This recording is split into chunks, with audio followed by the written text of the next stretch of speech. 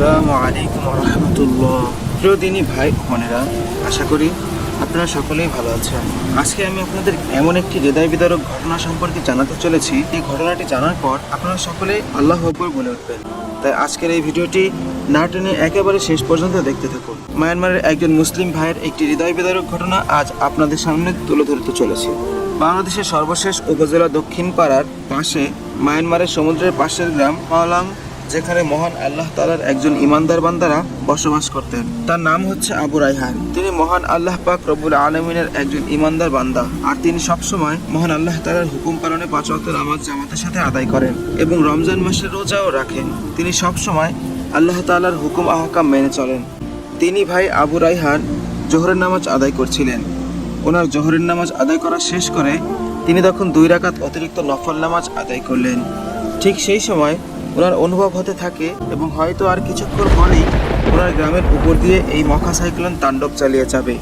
তিনি কোনো মতে ওনার নামাজ শেষ করলেন, কিন্তু উনি যখন নামাজ শেষ করে বাইরে বের হয়ে এলেন, তিনি দেখতে পেলেন আশেপাশের সব কিছু সমুদ্রের পানিতে ভেসে চলে যাচ্ছে। তো প্রিয় দিনী ভাই ও বোনেরা, আপনারা যারা ভিডিওতে এখনও লাইক দেননি তারা ভিডিওটিতে এখনই একটি লাইক করে দিন এবং আমাদের চ্যানেলে নতুন হয়ে থাকলে অবশ্যই চ্যানেলটি সাবস্ক্রাইব করে রাখুন। তখন দিনী ভাই রায়হান বুঝতে পারছিলেন না যে তিনি এই পরিস্থিতিতে কি করবেন। আর তখন তিনি তার গ্রামের পাশের মসজিদে থাকার কারণে তিনি বাসায় যাওয়ার মতো সাহস পাচ্ছিলেন না, কেননা তিনি মসজিদের বারান্দা থেকে দাঁড়িয়ে দেখছিলেন মায়ানমারের উপর দিয়ে তাণ্ডব চালিয়ে যাচ্ছে। আশেপাশের সব বন্যার পানিতে প্লাবিত হয়ে যাচ্ছে। সে বন্যার পানি ছিল সমুদ্রের পানি, আর সমুদ্রের পানি এমন এক ভয়াবহ রূপ ধারণ করেছে যে পাশ দিয়ে সে পানি বয়ে যাচ্ছে সে পাশ দিয়ে সমস্ত কিছু ধুয়ে মুছে নিয়ে যাচ্ছে।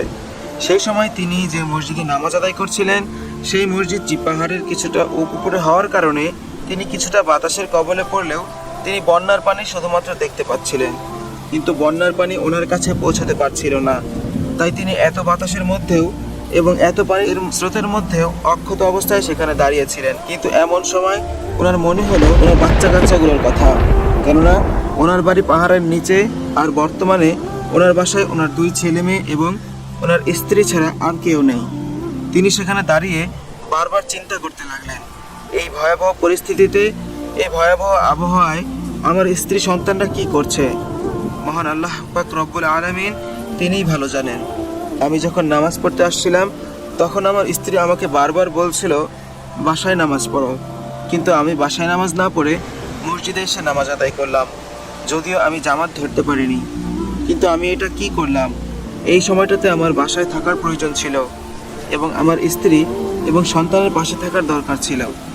সে এই কথাগুলো মনে মনে ভাবছিল আর দেখছিল সমুদ্রের পানি ধীরে ধীরে কতটা ভয়াবহ থেকে ভয়াবহ রূপ ধারণ করছে।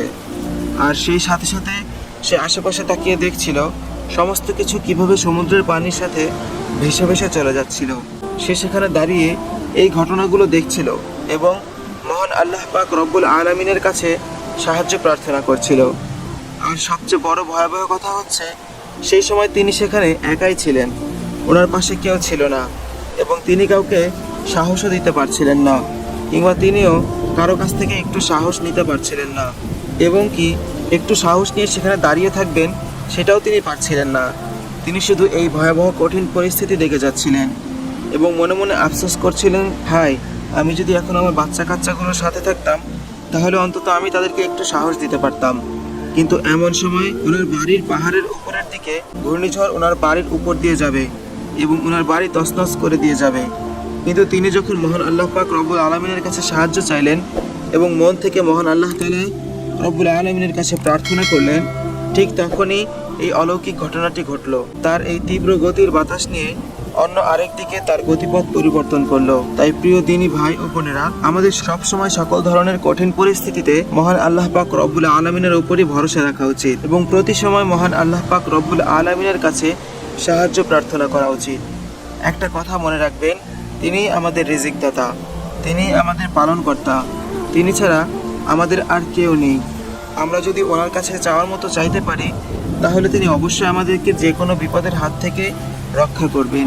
বিপদ দেওয়ার একমাত্র মালিক তিনি এবং বিপদের হাত থেকে রক্ষা করার মালিক একমাত্র তিনি।